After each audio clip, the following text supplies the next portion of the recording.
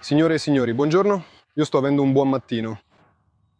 Allora, ecco come stanno le cose. Mi ha scritto qui un commento interessante, un utente, un certo TV Production.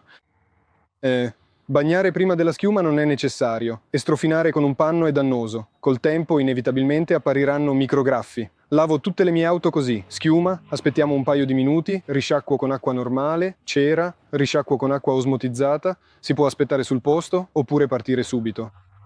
E io cosa? Sono una persona semplice. Prenderò e verificherò.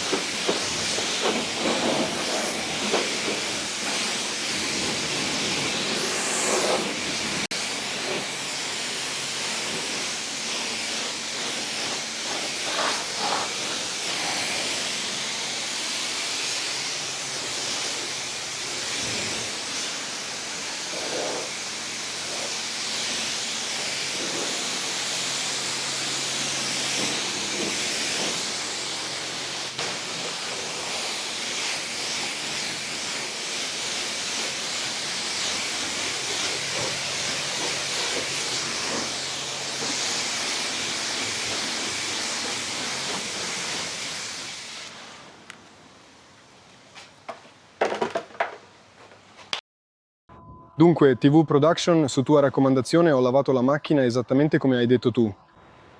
Devo ammettere sinceramente che il metodo è molto efficace.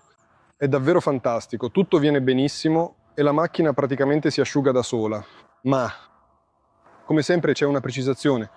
Vivo in Italia e qui è molto soleggiato e capita che se non asciughi i vetri, soprattutto gli specchietti, col tempo rimangono degli aloni che è come se venissero bruciati dal sole e non si riesce più a toglierli. Vi è mai successo qualcosa del genere? Per favore, scrivetelo nei commenti, perché sulla mia prima macchina avevo proprio questi aloni causati dal sole e non riuscivo in nessun modo a toglierli. Dicono che l'acqua col tempo distorce in un certo senso la luce del sole e sul vetro praticamente lo brucia, il vetro si rovina per questo motivo. Ecco, questo è il mio contributo. E inoltre, alla fine, ho pulito anche le soglie, perché su quella parte delle porte, sulle soglie, rimangono sempre degli aloni. Quindi il metodo è davvero efficace. Nel mio caso specifico, l'unica aggiunta è che asciugo i vetri, gli specchi e le soglie, e basta. Comunque, il metodo è fantastico, grazie per il consiglio. Come si suol dire, non si finisce mai di imparare? Alla prossima video. Iscrivetevi, fate domande, consigliate. Proveremo insieme.